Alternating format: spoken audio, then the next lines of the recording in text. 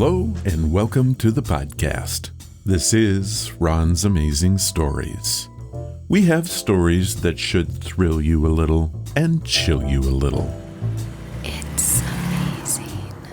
What you'll hear are adventures sent in by you guys, classic stories from the pulp mags, and episodes from the golden age of radio. We have special segments like Ghost Stories with Sylvia. That's amazing. And Paranormal Expeditions. I think we're going to have a lot of fun. So settle in for the next hour and enjoy the show. One more thing. You just might want to prepare yourself to be taken away from today. Another 5-minute mystery.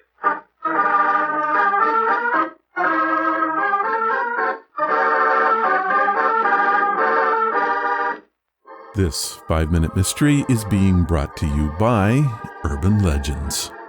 You know, I've always had a lifelong obsession with urban legends and American folklore. It's why I love to tell stories, like this one from the 1940s.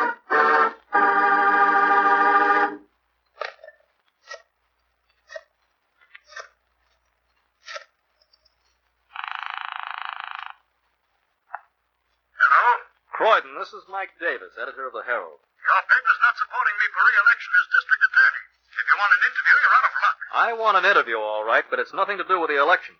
Someone broke into my home tonight and stole some valuable evidence against Rocky Marino that I was going to turn over to you tomorrow. What sort of evidence? Enough of the kind to send Marino to the chair. Great Scott, Davis.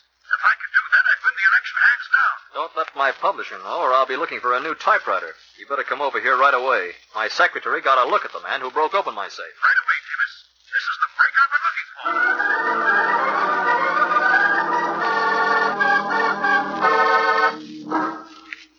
for. This is Miss Mitchell, my secretary. Can you tell me exactly what happened here tonight, Miss Mitchell? I knew about the evidence Mr. Davis had against Marino, of course, and I came here tonight to retype the case summary that Mr. Davis had prepared. Yes, Croydon, I'd been working on this expose for several months. Tonight it was to be finished. Tomorrow you would have been handed the election on a silver platter. We've got to recover those papers. I know what the thief looked like. Excellent. Now, please proceed. He was rather a tall man. He walked with a limp. The strange part of it is that he didn't wear a hat. What was the color of his hair? To tell the truth, I didn't notice. There wasn't too much light in the room. Where were you when all this eyewitness stuff was going on, Miss Mitchell? Well, I had just opened the wall safe here when I heard muffled footsteps in the hall. I knew it couldn't be Mr. Davis, as he had just phoned me a minute or two before that. That's right, Croydon. I just had time to push the safe door shut and run behind the sofa there when he came in. Did he go directly to the safe? Yes, I didn't have time to shove the picture back over it. I was afraid to show my face too much, so I stayed hidden most of the time behind the couch. How long did you have to stay there? Oh, he worked on the safe about 20 minutes. And then he finally got it open, took out the papers, and ran out. I see. Tell me, Miss Mitchell, how long have you worked for Mr. Davis? About a year. Why? Because you're out of a job. Your story is nothing but a pack of lies.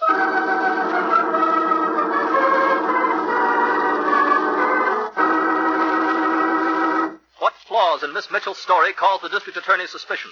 In a moment we'll know, but first...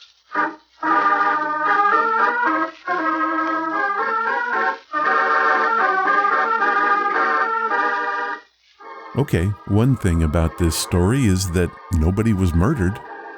Agreed. And if the district attorney is correct, technically, there was no crime committed. Very true. And if we take that a step further, no real reason for this story. Hence, nothing to solve. Or discuss. Ron, did we just waste everyone's time? We may have. Let's get back to the story and see if there's more to follow. And now, back to our story. But I told you the truth, Mr. Croydon. Then how do you explain the inconsistencies in your story? First you told me the thief walked with a limp, and then you told me he ran from the room. But the big lie in your fairy tale, Miss Mitchell, came when you said you just had time to push the safe door shut and then hide behind the couch. If that was so, the thief never would have had to work 20 minutes to open the safe. It never could have been locked. No safe locks unless the combination is turned or a key is used. Come on, Davis. You've got a front-page story on my re-election as soon as Miss Mitchell returns the evidence.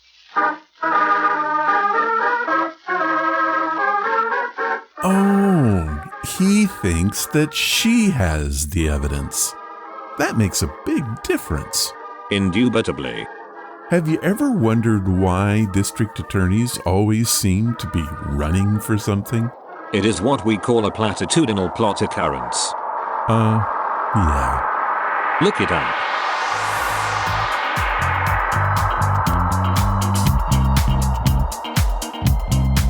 What's that you say? Welcome to the podcast. Guess who's back? Did you tell them that I'm on the show today? I was just about to do that. Today, Sylvia is back for more ghost stories, and this time we focus on urban legends. Alligators in the sewers. Yeah, but there's a lot more to it than that. I should hope so. We have a couple of emails from you guys, a story from Yellowstone, and of course, the discussion of urban legends. Tell me, what are your thoughts on the Battle of Kosovo of 1389? It was fine. Serbian and Turkish accounts of the battle differ, making it difficult to reconstruct the course of events. But hey, we digress. What do you say we get to the stories?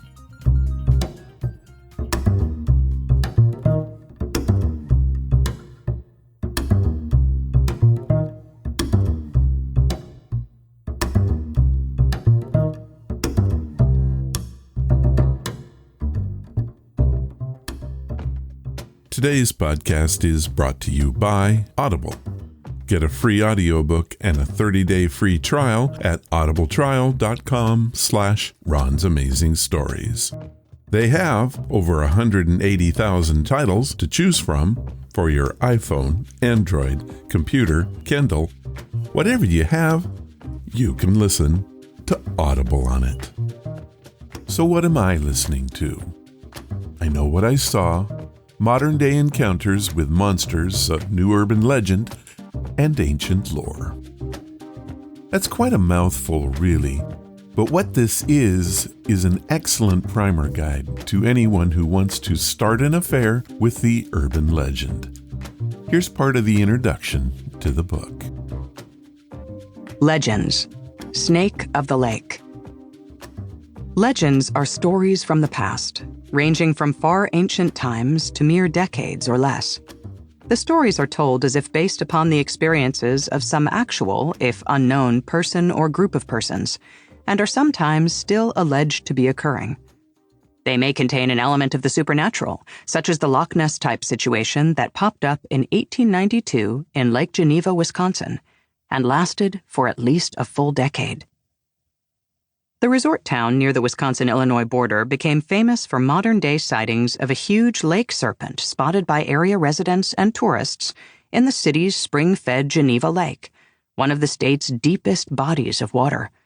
The city and lake are distinguished by the word order of their respective titles. According to reports, the sinuous, scale-covered creature chased groups of boaters and was witnessed by a well-respected minister from nearby Delavan, the Reverend M.N. Clark. Some witnesses estimated the serpent's length as equal to that of a familiar lake vessel, the steamship Aurora, which measured 65 feet. Residents nicknamed the serpent Jenny. So, which came first, the monster or the myth? Journalist Linda Godfrey investigates present-day encounters with mysterious creatures of old. Urban legends have long captured the popular imagination, while most people in America today regulate monsters to just that, our imaginations. We continue to be fascinated by the unknown. Linda Godfrey is one of the country's leading authorities on modern-day monsters, and she takes you on a journey to discover just a few of them. Now, having said that, you can try I Know What I Saw today. Here's what Audible has set up for us. They are offering a free audiobook and 30 days to give you the opportunity to check out their service. This includes free access to the Audible Plus catalog, which is updated monthly with new titles. To download your free audiobook today, go to audibletrial.com/Ron's Amazing Stories. Again, that's audibletrial.com/Ron's Amazing Stories, and you can get your free book today. Thank you, Audible. And now, it's time for your stories. These are your stories, sent by you, for you.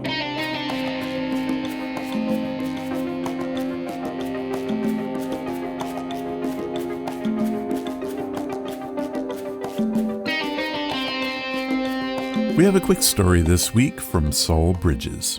Saul says he lives in Utah now, but spent over 40 years as a park ranger in Yellowstone National Park. Lucky guy.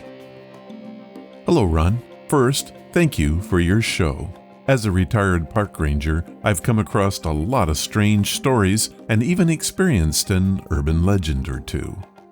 I read the story you had in last week's blog, and I can say that I had a similar experience. I was working the night shift in Yellowstone, basically driving around on call. I was taking a break near the artist paint pots when I saw a flash of light. I got out of my Jeep, and there stood a pillar of light. I saw it, and that's it. I grabbed my Polaroid camera, but it was gone as quickly as it came. Never saw it again or anything like it since. Saul Bridges, Utah. Well, Saul, that is enough. If you want to read the story that he's referring to, head to the blog site. It was posted in These Are Your Stories, number 20, and it is titled Into the Light. Thank you, Saul. Now, if you have a story that you would like to share, head to the main website at ronsamazingstories.com and click on the story submission banner. Leave your story, give it a title, and tell me where you're from. I'll read it if I can.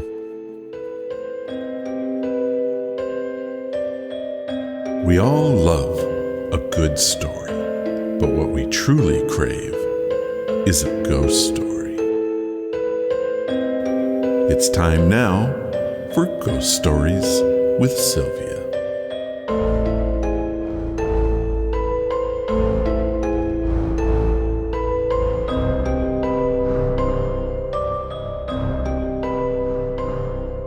Sylvia Schultz is a librarian and author by day, but at night, she becomes a ghost hunter.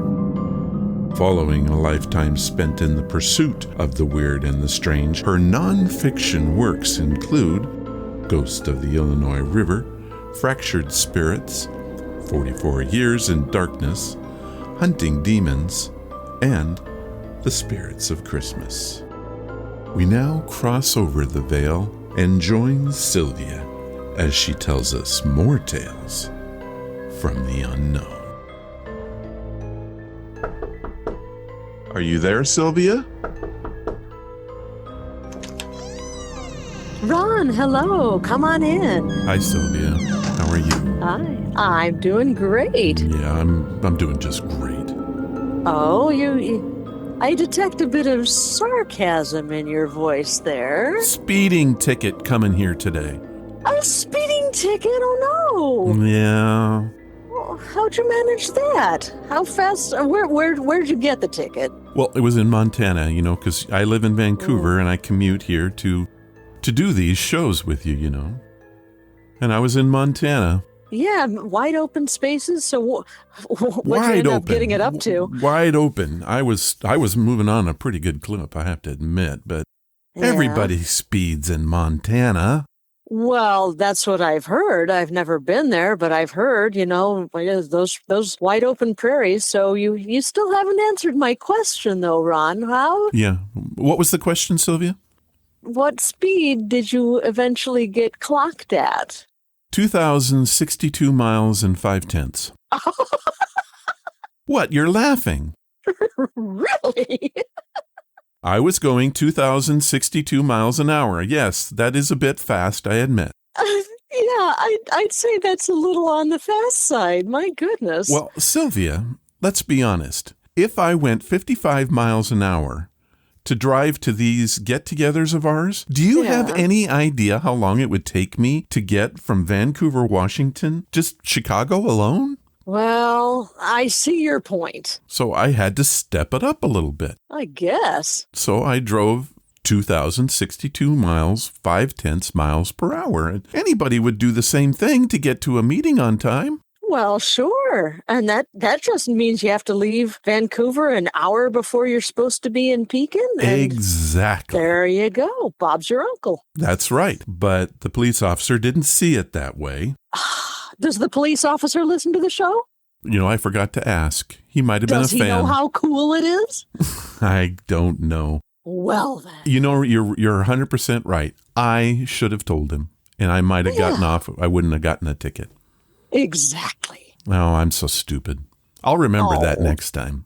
Yeah, and next time you get stopped for a speeding ticket going 2,000 miles an hour. Well, yeah, and the thing is, as soon as I was out of his eye shot, I bumped it back up to 2,062 miles an hour. But it took a little more than an hour to get here today. Right, yeah. I was beginning to worry a little, but I knew you'd be here eventually. Yeah, well, I'm here. And we have 2 emails today. 2. 2 of them. Excellent. Yes, I'm excited. So I figure, do you want to start with those? Just delve right into the emails? Yeah, let's do it. What do people have to say? Well, this first one comes from Jeanette Helms of Mickleton, New Jersey. Hello, Jeanette. And Jeanette has this to say. I'm going to read her email exactly as she sent it. Aha. So here we go. Hey, Ron and Sylvia, at the end of your last talk, you had a tie in the ghost story throwdown. I don't think you should do a half-assed job of determining a winner. Please do another throwdown with better rules. Just my request. Feel free to ignore my ass. Oh, Jeanette. Oh, my goodness, girl, you are calling us out, aren't you? She is. So, Sylvia, what do you think of her request? You up for another ghost story throwdown? Oh, well, we are just going to have to up our game for our fans. Yep. I think we should do it. All right. We can't do it today. I'm sorry about that, Jeanette. We're not prepared for that today. But I will be thinking that we need to have a third person involved. What do you think about that, Sylvia? I definitely think that's a good idea. I think this next time we're going to invite somebody in to judge the contest so that it isn't so one-sided, because I received an email saying that I kind of controlled it. Oh. And I know that we were 100% honest. We were, yeah. Well, we tried to be anyway. But this next one, we will try to have a third person involved so that it's 100% honest. Yeah. So that's the plan then, Sylvia. That's what we're going to do. And it sounds like you're on board with it. Oh, yeah, absolutely. Well, Jeanette, thank you very much for the email and calling us out on our the fact that we have a tie. Yeah, the fact that we had a tie. And we need to have another throwdown. We will have another throwdown. I don't know if it'll be the next one, but we will definitely do it again, and we promise. Yeah. All right. Are you ready for email number 2? Lay it on me. All right. Sylvia, this one's a little weird. Okay. It comes from Spencer Johnson, and he lives in Alberta. Hey, Spencer. All right. Here we go. Hi, Ron. I hope all is well. I'm writing in to share a weird experience and call out to the audience. Now, we've had Jeanette call us out. Now, he's going to call out the audience to see if anyone else has had something similar happen to them. Are you ready? Okay. What's his experience? What's going on, Spencer? Well, here we go. A few years ago, this would have been between 2012 and 2014, I was at a friend's house playing Yu-Gi-Oh!, messing around and watching YouTube. You know, goofy teen stuff. Keep in mind that this was before the age of rampant YouTube ads. We opened some video which was completely overshadowed by what happened next. There was what seems to be a long ad for something that we can't skip right at the start. As this 30-second ad plays, it becomes apparent we have no idea of what we're being shown. It's flashing cryptic and random images, and while I don't remember much, I think the sound was garbled, robotic, and cryptic in its own way. It felt like every second of the video was jam-packed with meaning, yet completely unclear as to what that meaning could be. My friend and I looked at each other, abundantly confused, and then we stared back at the screen. I want to say it flashed things like the Vitruvian Man, the Patterson film, code-rich puzzle images, bits of pulp culture like album covers, tarot cards, etc. But if I'm being honest, I only have vague memories of what actually was on the screen. As the video came to the end, it flashed some text, the YouTube mystery, and then disappeared. We tried reloading the page to regenerate the so-called ad, but to no avail. The YouTube mystery had already flashed before our eyes and was gone. I'd almost assume I'd made this up in a dream, except that my friend and I are still close, and he remembers this happening too. So, what the heck was the YouTube mystery? Naturally, we Googled it then, and every now and again I Google it now, but the results aren't encouraging. Most of what a search yields are like Redditors posting something about creepy YouTube profiles, or ARGs, alternate reality games, or video essays talking about historical mystery.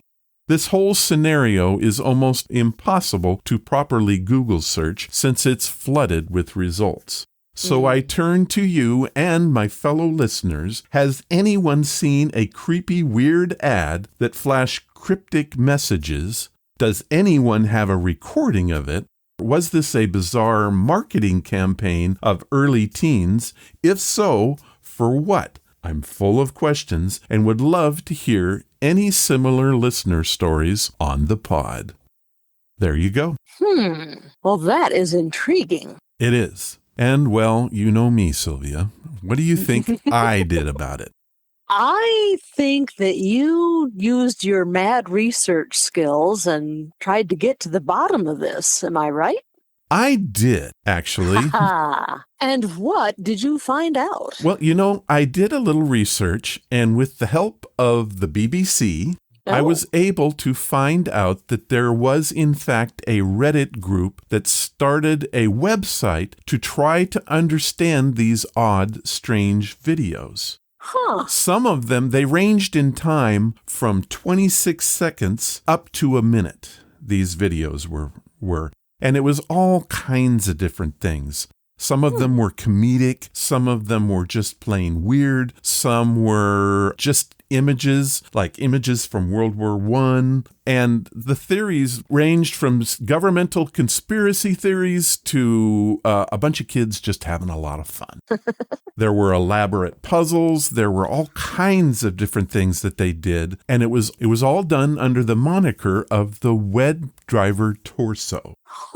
Okay? So what is the WebDriver Torso, you might ask? Well, yeah, what is the WebDriver Torso? That's a very strange thing. I'm so glad you asked, Sylvia. I have an answer for that, too. Okay.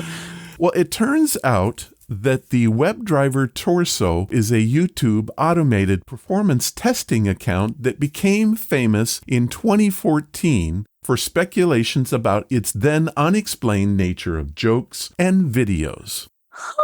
And so that's what it was. However, who do you think might have created it? Well, it sounds like YouTube thought it up to put up content before they got a whole bunch of videos of other people. Well, actually, Sylvia, you would be 100% correct. Okay. It was created by Google on March 7th, 2013, and it began uploading videos on September 23rd of that same year. It was brought to the public attention in 2014 when it became a source of speculation of who was uploading all these strange videos. It turns out Google was. They were just uploading whatever they could think of. And they continued doing it until May 4th of 2017. And by the end of that period, they had uploaded 624,774 videos. Good Lord. And I guess they got the information they needed, but it was all done in the name of performance testing. And so somebody I was out there creating videos, I thought, well, they probably just said, oh, I'm going to string this together. That'll be cute. And that, I believe, Spencer, is what you saw. That's still very strange because what'd you say, 600,000 plus videos? Why is it so rare?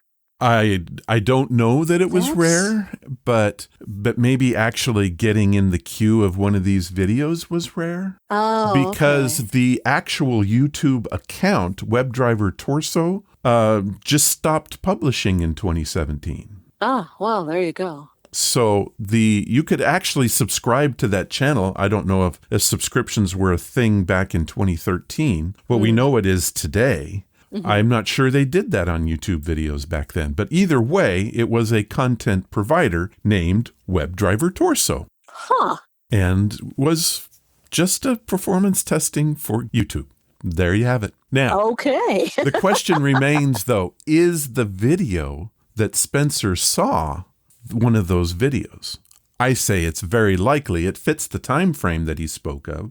And I'll bet you're right. We don't know. And it could be a completely different phenomenon.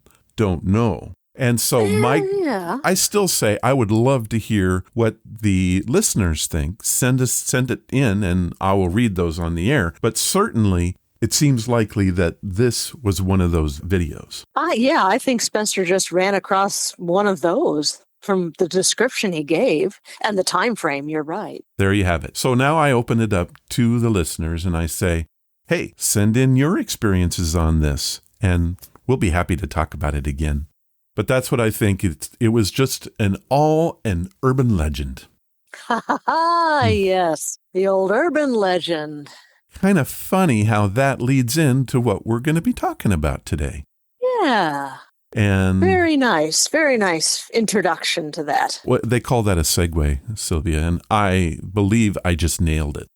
I love segues. I love good segues, and this was a really wonderful one. Do you think so? Was it my best segue? One of the best, one of the top 10. Okay. Yeah, but actually, let's get on to urban legends, which is what we're talking about today. Yeah. How about we start with the definition of an urban legend? Yeah, let's lay out that definition. Well, I'm afraid that we're going to find Webster's definition of urban legend very underwhelming. Okay. But here it is. An often lurid story or anecdote that is based on hearsay and is widely circulated as true. Example, alligators living in the sewers. That's a good one. Yeah. So what are your thoughts on urban legends? And then I have a ghost hunter angle on this. Okay. Well, I have always been fascinated with urban legends just because they are part of our collective experience as civilized people. We have alligators in our sewers. We have phantom hitchhikers. We have the Doberman, the choking Doberman stories, and we all have these, and they're all so familiar to us because we've heard variations on them our entire lives, and I'm just fascinated with urban legends. I love them. I have, in my ghost hunting career, I know we're about to talk about the ghost hunting angle. There are quite a few stories that started off as ghost stories and become urban legends, or started off as urban legends or have their root in ghost stories. So they dovetail quite a bit. Now, you mentioned the fact that all these stories have some sort of tie to an origin. Would you say that they're not all folklore, or is there some truth to these? Is there any truth? Are they just modern day fairy tales, or what? What are they, Sylvia? I love the idea that they're modern day fairy tales, but I think every urban legend does have a grain of not truth, but possibility. I mean, it's perfectly possible for a poisonous spider to crawl into a bunch of bananas on the banana plantation in South America and make the journey on the freight ship all the way to your local Kroger's. It's possible. It's not likely, but it's possible. It's possible that your dog might start choking on something and hork up a human finger that he chewed off of an intruder. It's not likely, but it's possible, especially if you have a really mouthy dog like a Doberman or a Belgian Malinois like I do. I hope she never does that. Belle, are you listening? Don't ever do that. But yeah, I think they all have not truth necessarily, but the glimmer of possibility, which is what makes them so fun and so enticing. All right, well, here's where I'm going to go with this. I'm going to give you two really famous stories, okay? Mm-hmm. And I want you to tell me the difference between them. Okay? All right. My first one is about a little girl who was on her way to grandmother's house to bring some lovely treats to her aging grandmother who was not feeling well in bed. And she has a run-in with this royally bad wolf who wants to, in the worst way, to eat her. Now, my second story is about some high school girls that decided to stare at a mirror and repeat to the mirror over, I think it's a unspecified number of times. I think it's 3. Bloody Mary, Bloody Mary, Bloody Mary. And when you were sitting in front of a mirror when you did that, were you? No mirror. Okay. And what's the difference between that and, well, Little Red Riding Hood? I don't think I have to hide her name. Well, I don't think there really is any difference. I mean, they're both stories. They're both tales. One of them is they're both very, very well known as tales. One's ancient, one's modern. And yeah, it's just a matter of, I don't know, being able to replicate it, I suppose. Not many of us have grandmothers that we take treats to and through the dark woods, and not many of us are liable to meet a wolf in the woods, but we all have got mirrors in our house, and we all have candles that we can burn in the bathroom and turn off all the lights except for the flickering light of that candle, and we can all stand in front of the mirror if we're brave enough and say Bloody Mary 3 times or Candyman 3 times. As for the motion picture, yeah.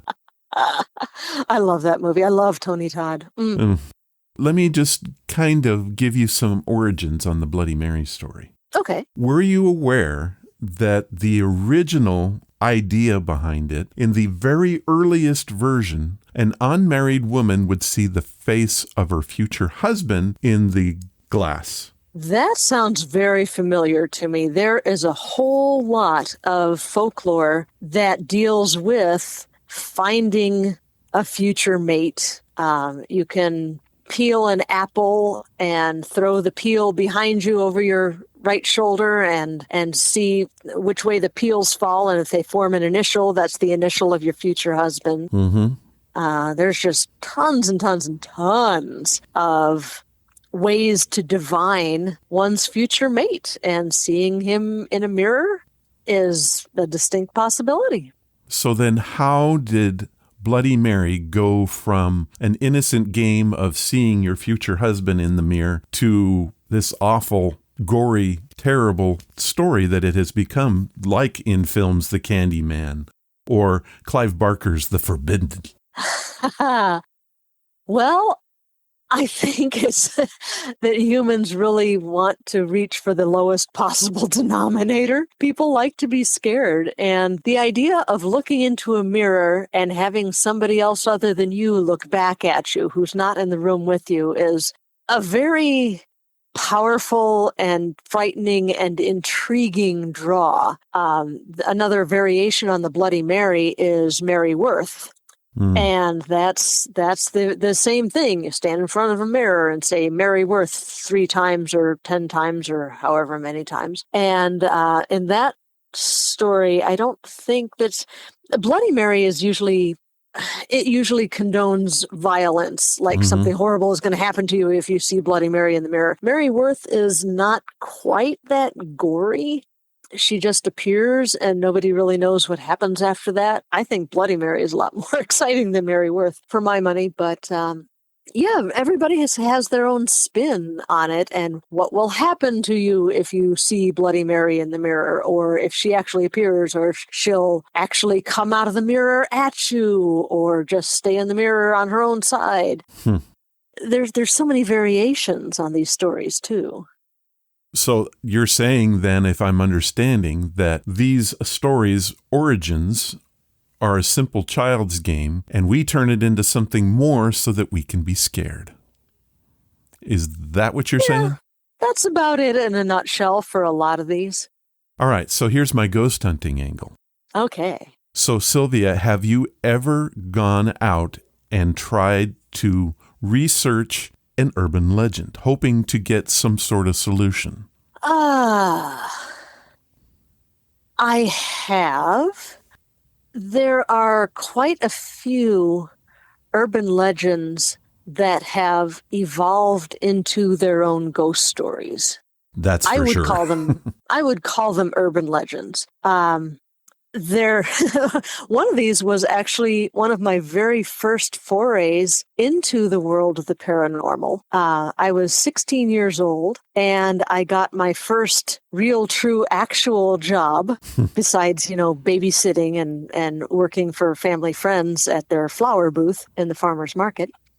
My very first honest to goodness true job was working as a page at the LaGrange Library in the town where I grew up. And there was a ghost legend that involved the library. That the story was that the land on which the library sits now used to be the site of a huge, gorgeous. I mean, this is the Chicago suburbs we're talking about. This is LaGrange, so it was a beautiful white house, a couple stories high, that housed a family with 2 little girls. And the legend is that the house burned and the entire family died in the fire. This is actually a historic event. And the ghost part of it is that the 2 little girls decided to haunt the library when it was built. When I worked there, it's since been remodeled. But when I worked there, the children's room was in the basement. And the page's job, one of the page's jobs, was to go down the aisles of the children's room every night and make sure there weren't any books on the floor, and reshelve all the books that the kids may have taken down and looked at and left on the floor. You'd put those away. And then when you'd come in the next morning, in the 398.2 section, in the fairy tale section, there would sometimes be a book lying on the floor, open to a certain page. And I just remember what exactly the fairy tale was, but it was the little girls' favorite fairy tales, and their ghosts would take the book off the shelf and leave it on the floor, open to the favorite page. So that's where a ghost legend, an urban legend sort of thing, evolves out of an actual historic event and takes on a life of its own. I never found that book on the floor when I was a page. And being 16 years old and still a little nervous around ghosts, I probably would have freaked out if I had.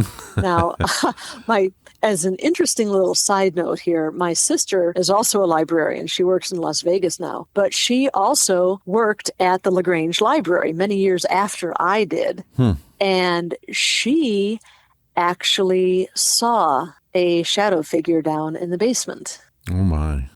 Yeah, scared the paste out of her because she does not like the supernatural. She's much more sensitive than I am, and she cannot understand why I go out searching for these things. She's like, no, it's terrifying. I don't want it anywhere around me. But yeah, she was in the basement and happened to look down the hallway towards where the director's office was and saw a black mass cross the hallway. Yeah, absolutely scared the paste out of her. So there's something where there is an urban legend about the two little ghost girls in the children's room, and the library is actually haunted. Interesting. Yeah. So there you go. An urban legend with a historical background that is still alive and well today. Yeah. Pretty amazing.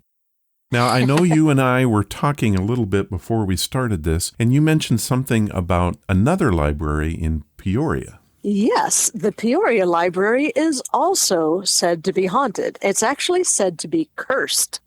Again, the library, the land on which the library sits used to be home to a house. During the Civil War, in the middle of the 19th century, there was a woman who lived there named Old Lady Gray, and she had worked very hard to make a home for herself and her family in Peoria.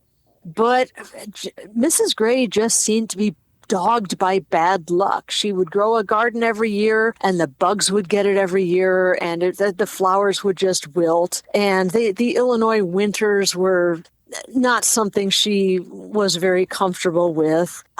She just really did not have a happy home in Peoria. And her home got foreclosed on. She was forced to move out of it. And that was the final straw for her.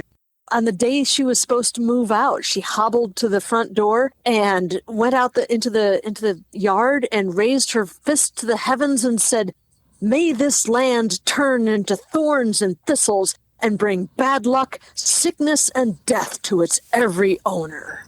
Yikes. Yeah. So the house stood for several decades after that, and everybody who lived in that house came to misfortune. From 1847 to 1894, the property passed through 5 owners.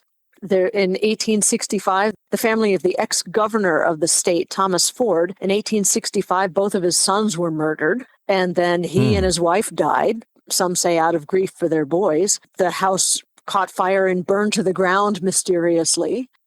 After that, the land was purchased by the city of Peoria, and the library was built on it in 1894, started construction in 1895, and that's where the library still stands. The curse then moved on to the directors of the library.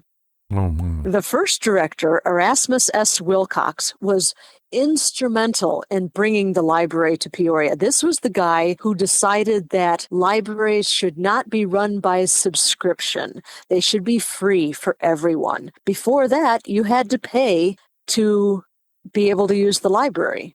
You couldn't get a free library card like you can now. You had to pay.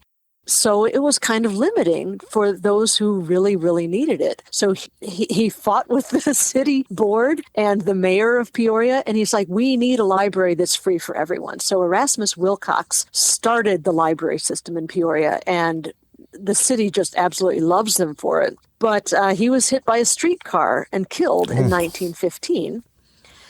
His successor, S. Patterson Prowse, was at a heated board meeting in 1921 and dropped dead of a heart attack during the board meeting. Oh, boy. The next director, Dr. Edwin Wiley, lasted only 3 years at the job. Later, in 1924, he poisoned himself with arsenic. On purpose? On purpose. And later it was discovered that he had tried to kill himself at least twice before and had at one time been committed to an asylum, which the board did not know before they appointed him director. So, yeah, the directors of the library got smacked by this curse of Old Lady Gray that was still going strong 77 years later. So, Sylvia, one could argue that all of those things are coincidence. You could. And actually, the historical record says nothing about a curse. Mary Stevenson Gray did live with her husband Andrew at a house at 105 Northeast Monroe in Peoria, which is where the library is now. They were Irish immigrants. They came to Peoria in 1833. And Mary Gray was not the stooped old crone that you find in this urban legend of the haunting of Peoria Library. She was a highly respected woman in the town. And the governor, Thomas Ford, and his wife who lived in the house, she actually took them in because they had fallen on hard times. That's how they came to live in the house, is she opened her home to them. So, yeah, Mrs. Gray lived quite comfortably in her home, never cursed it, never had to be removed from it, never lost her home to repossession. Yeah, there was no curse, but the Peoria Library is still very haunted. Has there been any ghost investigations done there that you know of? Only hearsay. I don't know of any group that has actually been allowed into the library. I've asked, but I have not been encouraged in my pursuits. But yes, I spoke to about half a dozen people that told me very strange stories of seeing figures in the workrooms, of seeing strange mists in some of the workrooms, books falling to the floor when they shouldn't have been. So a lot of random weirdness goes on at the Peoria Library. But it's not cursed. So again, here we sit with historical facts that 100% occurred that have been magnified by storytelling. Yeah. Essentially. Now, whether it's actually cursed, who can say? I have my theory on curses is well known on the podcast, and I have no faith in curses whatsoever. I've always said, you curse yourself. And I know I'm setting myself up to be cursed. But I hope not. But having said that, I do think that a lot of that is that feeling of, well, I'm in for it now. And then you're in for it now. Exactly. Oh, a lot of the curse legend and lore is purely psychosomatic. That's my point. If you think you're cursed, you will act as though you are cursed. But we'll let that go. We're talking about urban legends. Yeah. The point that I think that is so prevalent here is that urban legends probably have some real fact and have some real basis in fact, but they are also exaggerated. Yeah. And they become something more.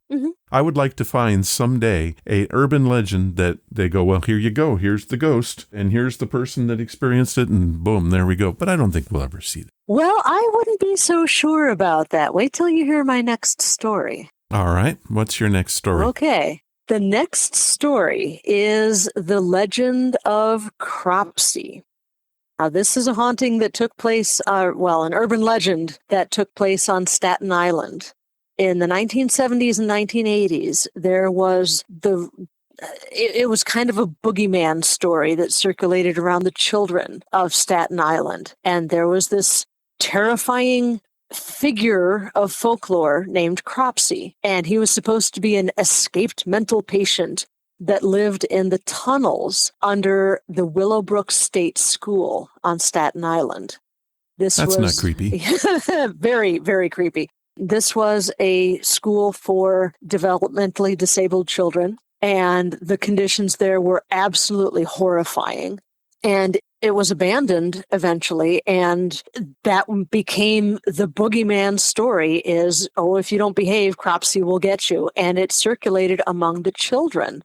And this Cropsey character had all of the various tropes. He had a hook for a hand. He carried a bloody axe. All these tropes that you find in the urban legends. And his specialty was snatching children. So you've got this urban legend going on for a couple of decades in the 1970s and 1980s. Now, on July 9th, 1987, there was a 12-year-old girl with Down syndrome whose name was Jennifer Schweiger. She went missing. They searched for her for 35 days. They found her body in a shallow grave in the woods near Willowbrook State School. Now, Jennifer was not the only child to go missing. She was the fourth little girl to go missing. There were others. 5-year-old Alice Pereira in July 1972, 7-year-old Holly Ann Hughes in July 1981, 10-year-old Tia Heese Jackson in August 1983, there was a 22-year-old young man who was developmentally disabled. He had very low IQ, Henry Gaforio, in June of 1984. Now, these are all disappearances, except for the one in 72, were all in the 1980s. But this Cropsey legend had been around since the 1970s. And that was the story, is he snatched children. The only body that was ever found was that of Jennifer Schweiger. The rest of these children simply disappeared. They went missing and they were never found. Now, in 1988, police arrested a man named Andre Rand. This guy worked as a custodian at the Willowbrook State School in the mid-1960s. Let's see where this is going. Yes, so he would have been there. He would have had direct access to these mentally disabled children. Now, in 1972, Geraldo Rivera did an expose on Willowbrook, and he pointed out the horrific conditions there. He said the worst thing about doing that expose was the smell that he had to endure when he went into the one building that he investigated. Just an awful, awful place. It finally led to the closing. The expose was done in 1972. It finally closed in 1987.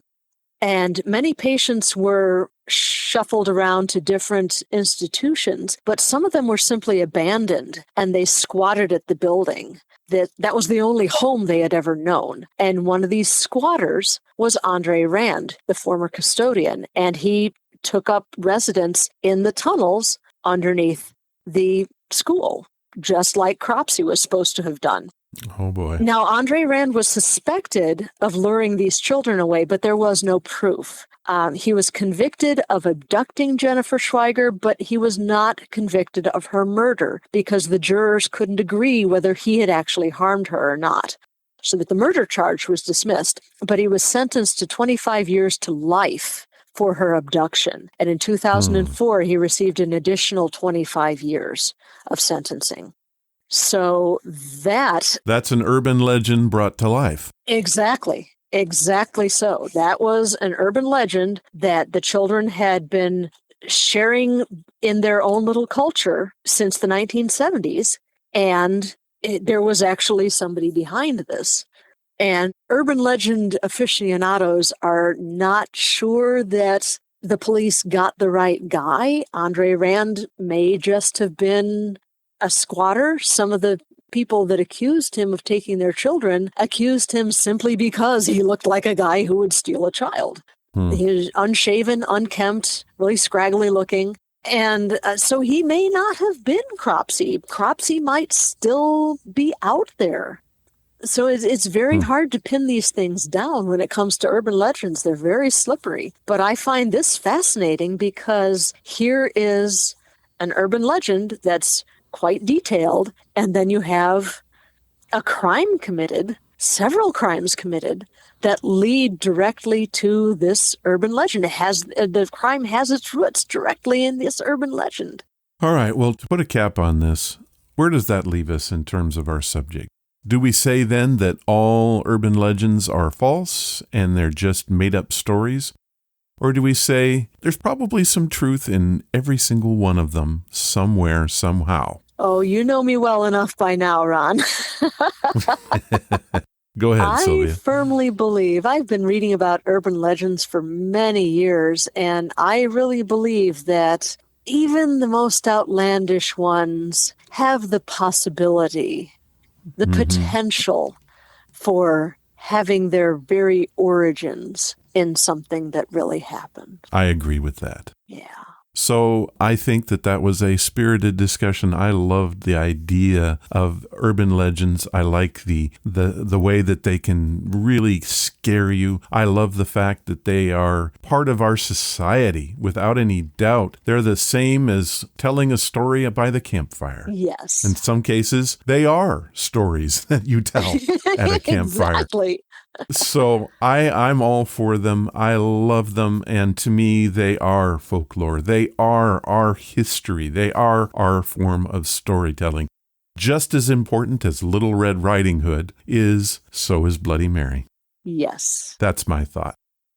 All right, Sylvia. Well, I'm afraid that it is time to move on. We do have to close this off, but I don't want to leave without giving you a chance to tell us what's going on the blog and what's happening on Lights Out. Now, before you do, I do want to mention that the current Lights Out that's out there is called Gettysburg Ghost Stories.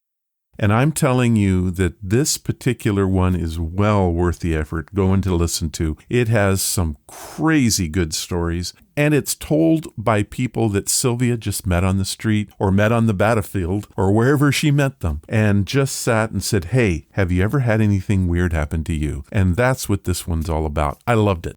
Well done, Sylvia. Thank you. It was a real treat to be able to walk up to people and have them trust me with their experiences. That really meant a lot to me.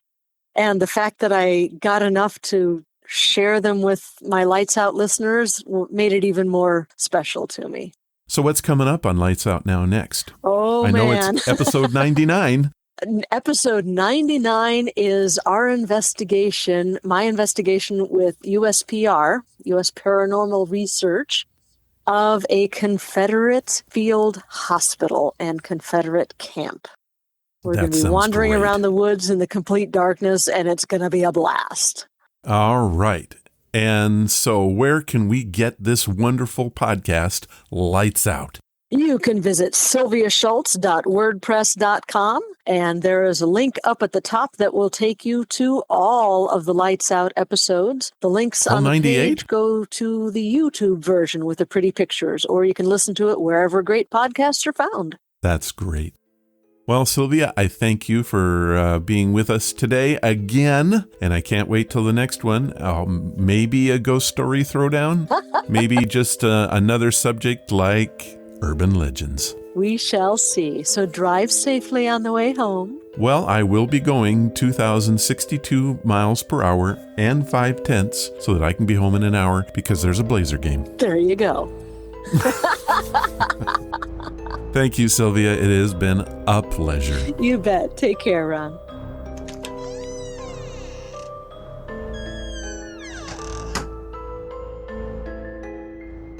Ghost Stories with Sylvia was brought to you by Gladys Goodies. I always have a great time talking with Sylvia, and I learn all kinds of new stuff. If you want to visit her on her home turf, head to sylviaschultz.wordpress.com. There you will find her blog and access to the podcast Lights Out. I will have links available in the show notes. Thank you, Sylvia. Gladys Goodies treats are a 100% natural, nutrient-rich treat that pets love to eat. You can get your treats and some really cool swag for your dog and cat at GladysGoodies.com. And don't forget to use our very own promo code RONS. That's RONS. And you'll get a 20% discount on all of your purchases. That website again is GladysGoodies.com. I hope you enjoyed this edition of Ghost Stories with Sylvia.